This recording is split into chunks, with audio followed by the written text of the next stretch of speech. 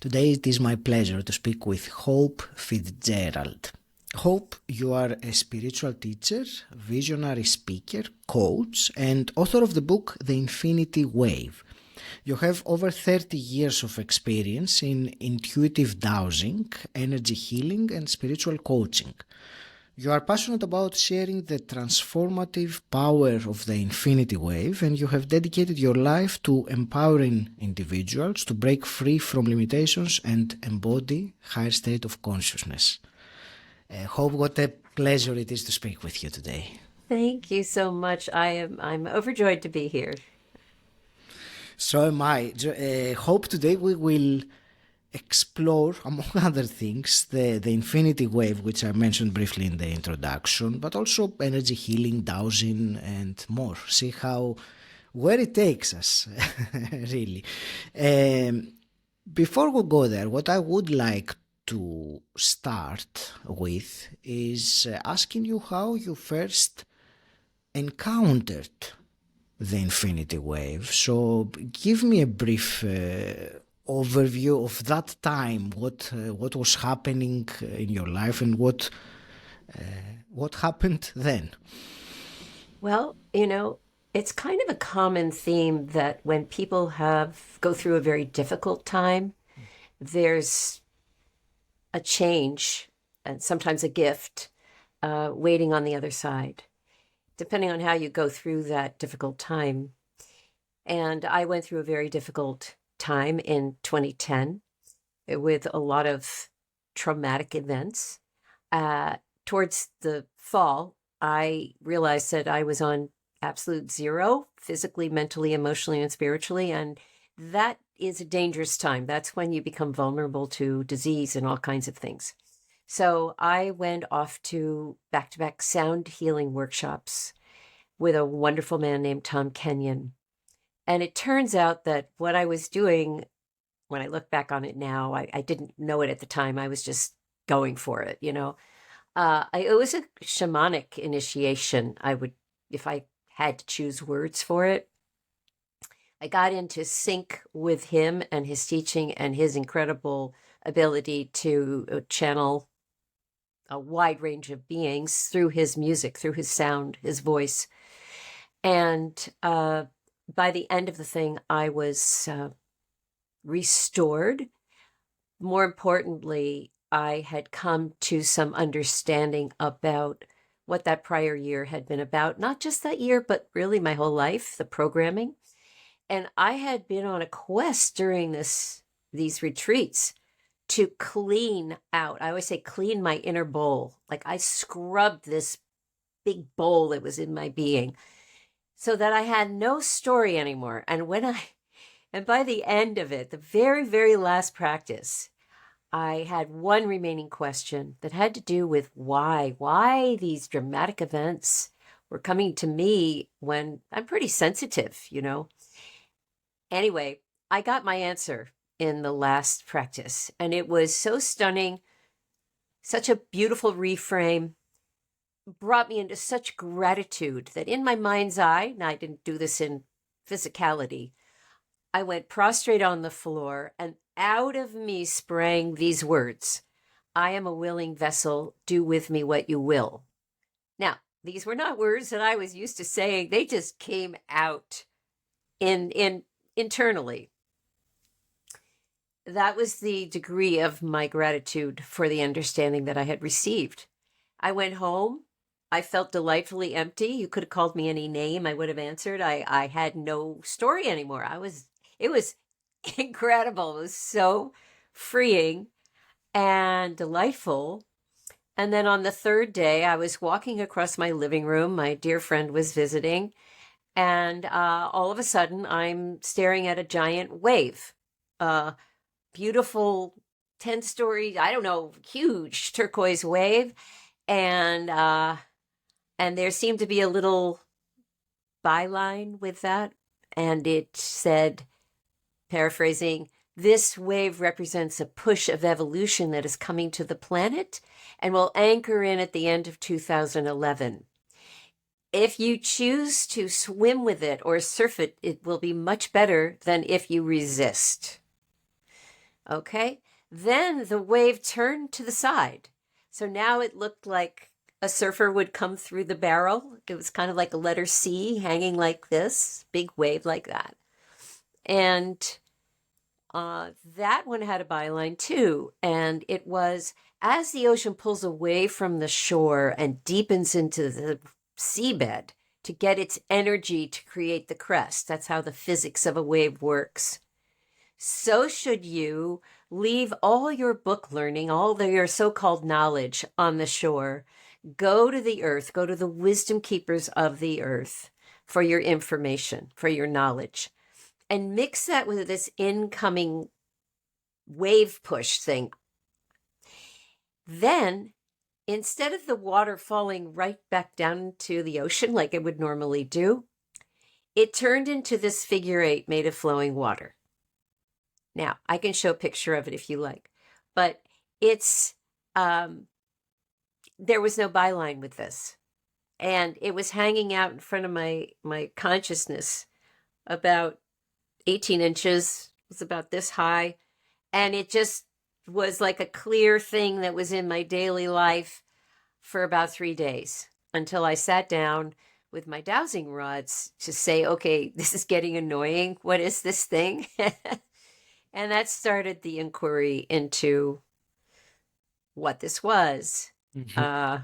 And that it's a symbol, it's a geometry that is important. The geometry itself is important. The water is important. We could call it the infinity wave, but it represents an energy that is extremely pristine. I was told 10th dimensional energy that was here to help us with the times that we're ahead. This push of evolution. That if we could stay in the consciousness of this figure eight thing made of water, this infinity wave, that things would go better for us. And it was further explained that inherent in that water was this 10th dimensional level of love and compassion. Okay, so that's what the early days were about. And then Okay. I'll tell one more thing and then I'll stop. Because then I was told through the dowsing, through my guides who I'd been working with for many, many years, oh, I'm supposed to teach about this starting in January 2011, which I said, no, I don't want to do that. And they said, don't you remember you said you were a willing vessel and do with you what you will? And I'll stop there. Actually, thank you for this beautiful story. Actually, that part where you said I am the willing vessel, you mentioned this immense gratitude that you felt. The word that came to my mind was the word surrender. Surrender Totally. to the divine, to the universe.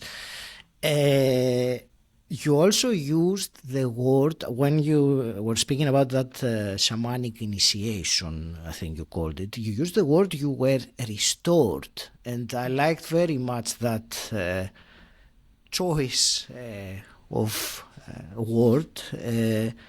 So, yeah, I mentioned that because it was something that really caught my attention.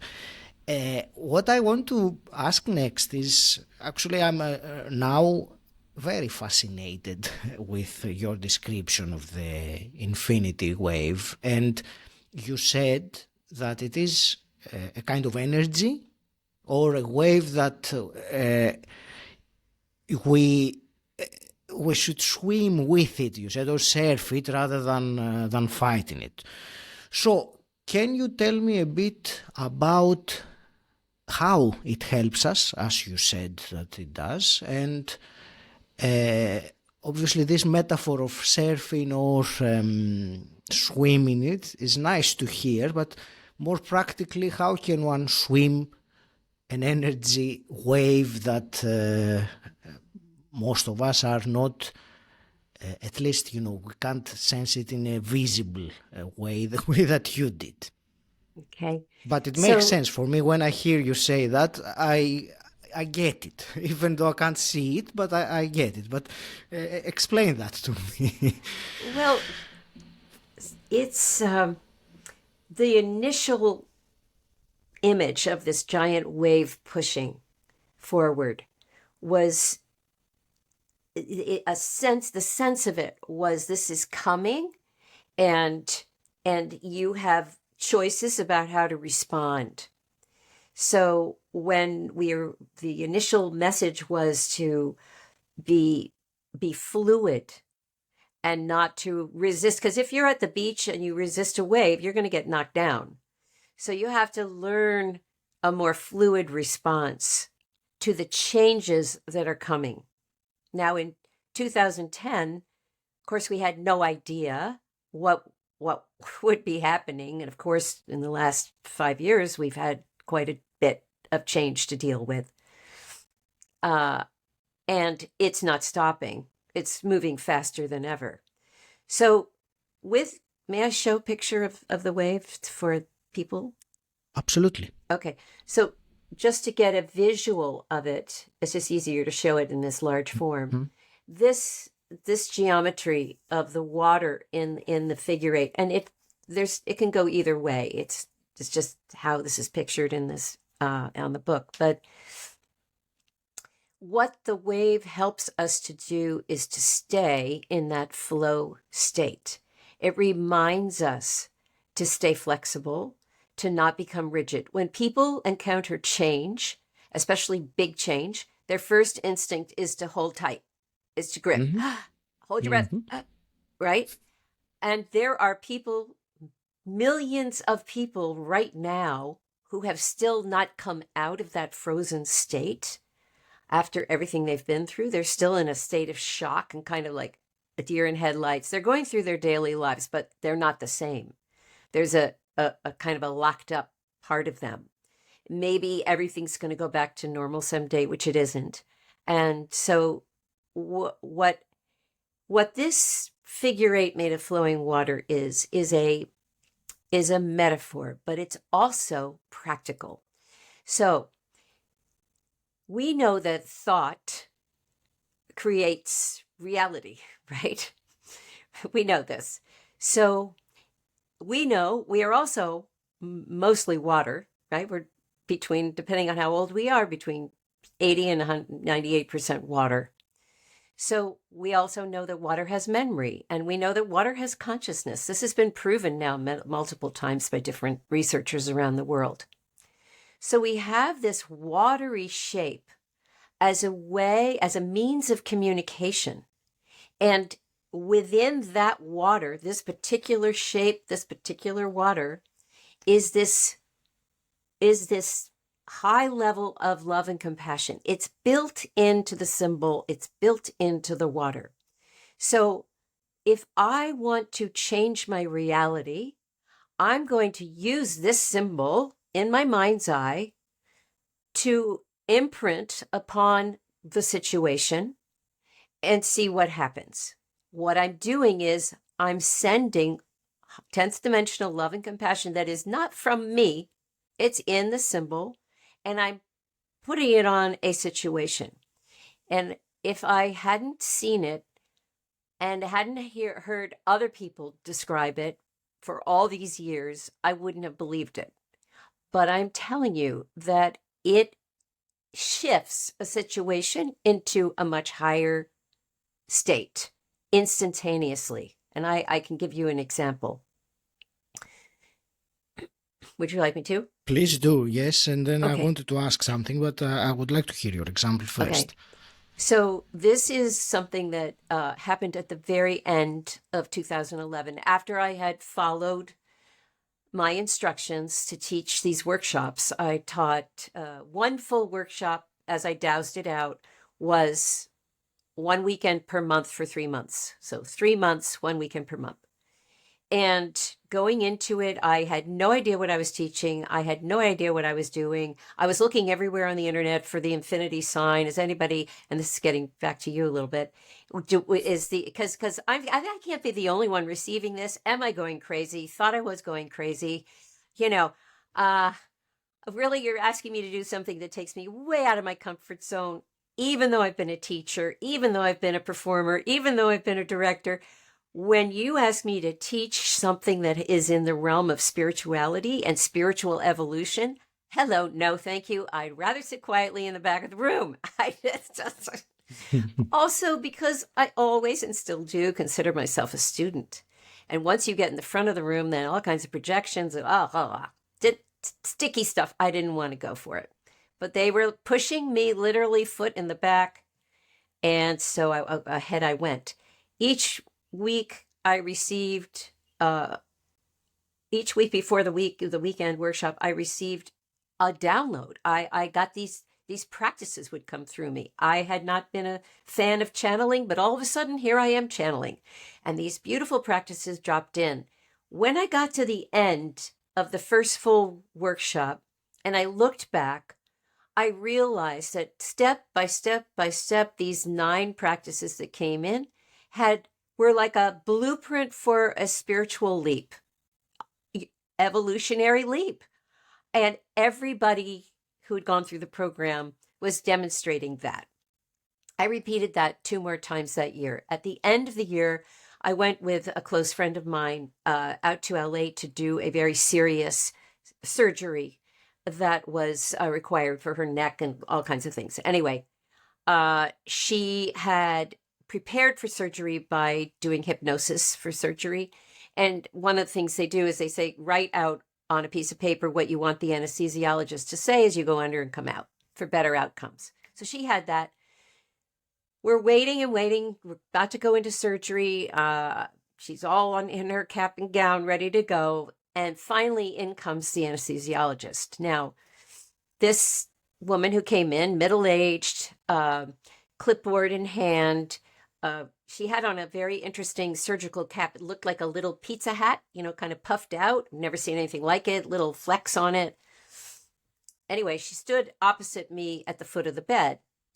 Never looked at my friend, reading off her clipboard. Okay, we're working on C3 and C4, blah, blah, blah, blah, all this medicalese. And I could see that my friend was getting agitated because she wanted to hand this paper off. And this did not look like a human being who would accept this paper and let her, have these better outcomes. So I, having worked with the wave all year long, I found myself in a completely new position because I'd been learning and evolving through this whole process as well. Normally I would have said, hey, would you mind just being nice to my friend? I would have done something. But instead, I thought, oh, I don't like this picture. I want a different one. And at that moment, I said, I like your hat. Very bland, no intonation. But out of my solar plexus was like a punch, boom, and the wave popped out of me. I didn't direct it. I just said I want a different picture. And the woman's head popped up. She looked at my friend. She said, hey, babe, how are you doing today? I want to help you. Oh, what do you have for me? Oh, you want me to say this? I love to do this kind of. And she went from an icebox to chatty Cathy in a nanosecond. And both my friend and I were like, we could not believe it. My friend didn't know what had happened, but after she came out of, her anesthesia and everything, she said, did you see what happened to that anesthesiologist? She was like, I was about ready to call for a different doctor. And all of a sudden she was wonderful. So how I explain it is that the wave can bring about a sense of peace, calm, balance, masculine, feminine, all the things. But it also can pack a punch when necessary, and it has a mind of its own. So all I had to do was ask for something different, and reality changed in a nanosecond. Of course, it can pack a punch. It is a wave. It can certainly do that. Thank you. That was I enjoyed listening to it. It's very impressive. The question I wanted to ask you earlier on was, you said you used the words, use this symbol to imprint on the situation. So when you said that, in my mind, the word I would use, or the description I would use, as I understand what you said, was in our mind's eye to superimpose, shall we say, this symbol on whatever is happening around us, or in other words, to bring it into our mind's eye. Is that what you mean? Did I understand that correctly? Yes. So another example. Yes. So here's what we do. The wave has 1,001,000,001 uses. Okay. Mm-hmm. It's a living energy. So for instance, if I want to have a better conversation with someone, let's say I'm having a difficult conversation with my teenage son, which happened to me years ago. And he's getting more and more agitated. And usually what happens is when somebody else is getting agitated, we hook onto that energy, we get agitated, and you know how it goes, builds up. Now, instead of hooking into his agitation, I started to wave him. So that means I would put, there are lots of ways to do it, but I would put one end of the loop of the figure eight in my heart, and I would send it across to his heart. And now I've got the wave running between us. And I could literally sit there, say nothing, because I like to test it. As a scientist, I like to test it. Say nothing and watch him decompress. And the next thing I know, a minute or two later, he's kind of joking and he didn't go off the deep end. So that's one example. But you can also send the wave to somebody, either in your presence or at a distance. Just imagine them wrapped from head to toe in the wave. And time and space don't matter with this. Everything starts to reorient for their highest good. It takes where they are in 3D and it adds the element of 10D. Now, that doesn't mean they go to 10D. It just means that it lifts them up and out of only being locked in 3D. It opens the aperture. So when you open the aperture, you allow for much more magic to happen, much more. You don't even have to know in your mind. This is what I love about it, because I think intention is awesome, and I don't poo-poo it. At the same time, I could not have imagined that doctor's response. It was way more than my little mind could have figured out. And so it leaves, the wave leaves space for the highest and best to occur. Does that help? Yes, it does. I will take it one step further. So let's say now someone listening is really fascinated with the concept that you just described, and they want to put it into practice or put it into test, just to to see what would happen. Can you offer something additional as a practical thing that one can do to Sure. Implement it and put it to the test, if that phrase is Sure. accurate? Yeah. I love it, because I spent a lot of time putting it to the test. Trust me, I still put it to the test. You can use it in your own body. So a lot of times people have a hard time falling asleep, or they wake up in the night and they can't fall back to sleep. I recommend a practice that came to me called the Infinity Cradle. And that is, you wrap it from your crown across your midline, down around your feet, and back up. We have the capacity to turn the water up or down in terms of flow. So you can imagine just a lovely little trickling stream of the wave. You're introducing it, you're imprinting it into your field, you're inviting the dance with the infinity wave. And if you just imagine it, and you can use your hands to trace it, you can also do it on your heart like this. It tends to make your heart start to feel softer, wider, more vulnerable. So those are just two little ways to use it in the body. If you're in traffic and you find yourself getting agitated, which we all do,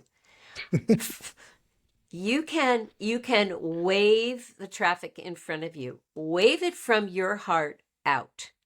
Two things happen, and this is one of the most beautiful things about the wave. Whatever you send out is coming back to you. So your being is shifting into a higher place just by running the wave on the traffic. And this is dowsable. You can douse a person. When we wave somebody who doesn't know what the wave is, 30 seconds of a small group waving that person, I douse their energy field before and after. After 30 seconds of waving that person with nobody knowing what a watery figure eight is, their energy field has tripled in size. I've tested this over and over and over. So when you're waving traffic, your own field is going to be expanding. The traffic will start to move. And you will be in a better, more calm state while the traffic is sorting itself out. You know, we have choices about how we respond to the many situations that life offers us. If we're able to stay in a flow state, and you could say that staying in a state of love and compassion equals a flow state, then usually things start to go better for us. Travel goes better. Everything goes better. So this is just a symbol to remind us about our capacity to stay in that state. Now, one little caveat, and I mentioned this before, the love and compassion at this pristine level that we really mostly can't access on this planet, in this 3D realm, is built in to the water. So we don't have to manufacture that in ourselves. If we did, we'd have to go to our cave, we'd have to meditate, we'd have to get our vibrations up, we'd have to do all that stuff. We don't have time to do that anymore. We need something fast, something that keeps us in a state as much as we think of it. And the more we think of it, the more we stay in that state until the point where we are automatically just in that state.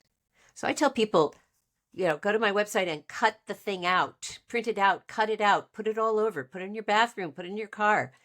And just as a reminder to stay in a flow state, because life will bring you much more when you do. Hope, thank you for this description of how to use it. I earlier on there was this element in my own way of explaining it, was that I have to use my imagination. Then you also which you noted, and that's great, because and you also said that you can use your hand, and that also, I believe, that also makes it even more tangible and practical. It's I will make one more comment now, because you were saying, and we were discussing just before we started recording, about the symbol of infinity, which is like sideways, the number 8. And I was showing you my book, which has 88. It has 2 of them on the title. And you asked me how I came to that number, and I said it just came to me, just appeared to me. So I don't know if you wanted to add something. We started that conversation there, but yeah, maybe now that we've had all these other things that we said, I'd love to hear what you think. Well, as I mentioned, I looked all throughout 2011 for the symbol of the 8 or the infinity on packaging, in logos, in jewelry, and it was nowhere to be found. And I know that's hard to imagine right now because it is everywhere now. But they had said it's going to anchor in at the end of 2011. So January, first week of January, I went to order a cappuccino, and it was handed to me, and someone had put the infinity in the foam. And that started the whole thing. And then it was spray painted on a sidewalk, and then it was in a logo, and then it just started to come in. And we had been told that we were going to have a whole year to work with this before, it hit us. And then I started to see it in the collective. So many people have now used it as their logo. They don't know why. You don't know why 88 came to you. I've had a lot of channeling that has happened in the last 12, 13 years, whatever it is. Because once I started receiving these practices, I realized, okay, this is something else going on. And so I've had conversations like we all can. Okay, I'm not special. It's just I put in my 10,000 hours, I guess. And one day I was sitting down and Creator came in and talked to me. And I was seeking, what is a unifying principle? What is it that can tie this whole thing together? And Creator presented me with a massive figure 8 on its side, like a tray. And now we have to be sure to understand that where the cross happens, they don't touch. They're so that it's always flowing, right? So we have here expansion, contraction. We have all kinds of things inherent in that design, but the water never stops, all right? So Creator shows me a big infinity that's black on its side like this. And all of history, all of humanity, everything that has happened that we don't even know anymore is rotating on this giant infinity. And I said, can it be that simple? And Creator said, everybody's looking for complication. Yes, it's that simple. So I don't, it's funny, I've listened to other people, other, researchers and this and that who are considered, worth listening to. And they come in and they say, there's something about this infinity thing. There's something about the figure 8. And I'm like, yes, I know. So I think my opinion is you received this imprint that is a big piece of our understanding of how things work. And I can't say I totally understand it, but you received it. And so it has meaning. Indeed, and I will repeat two words that you said with this answer was the unifying principle. I think that's how you call it, unifying principle. So that resonated with me. Hope, where will you direct the listener who is completely fascinated now with what you have shared? Well, I think the best thing to do is to go to my website, which is spreadinfinitehope.com. I am also on Facebook under that same name and Instagram and all that stuff. I would invite people, and I know that you might have mostly a European audience, but I offer free meditations every Monday. They're channeled meditations, and I have a library of them. I started them during the lockdown time as a way to help people. I didn't know what I was doing, but it all evolved, and we've had wonderful masters who have come and taught us as a collective. So I invite people to check those out, and I write a weekly blog as well. So come and join us. Beautiful. Hope, before we wrap up today, there are two quick questions that I always ask my guests. The first one is, what does personal development mean to you?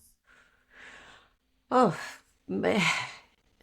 it's been a hallmark of my life. I started very young.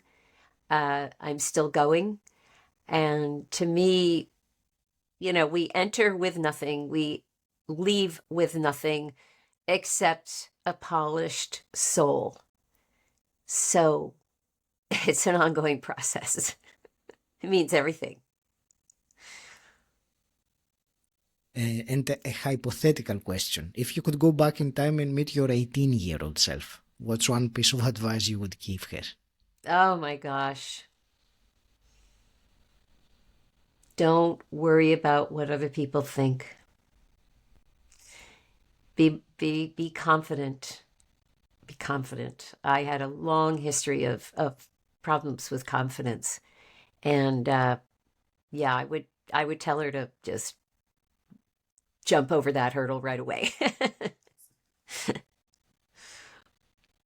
Hope, I want to thank you very much for this captivating conversation. There were many elements that I personally picked, not at simply the level of words, but there was something, I think, underlined which I picked, and I hope that if you are listening right now, you have also picked on that.